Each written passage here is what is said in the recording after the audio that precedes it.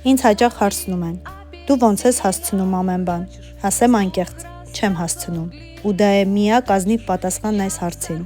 Տունը երբեմն կիսատ է, գործը միշտ մի բան հետաձգված, երեխաներից մեկն ինչ-որ բան է ուզում հենց այն պահին, երբ ես արդեն ուժ չունեմ։ Կան օրեր, երբ ճաշն արագ է, մաքրությունը պայմանական, ու կան օրեր, երբ միայն երեխաներին եմ հասցնում։ Ես ոչ թե հասցնում եմ ամեն բան, այլ ամեն օր ինչ-որ բան եմ բաց թողնում, ու դա ինձ փրկում է։ Ես ինձ թույլ եմ տալիս, որ տունը միշտ չլինի կարգին, արտաքինը չլինի կատարյալ, բայց ես մնամ իմ տեղում։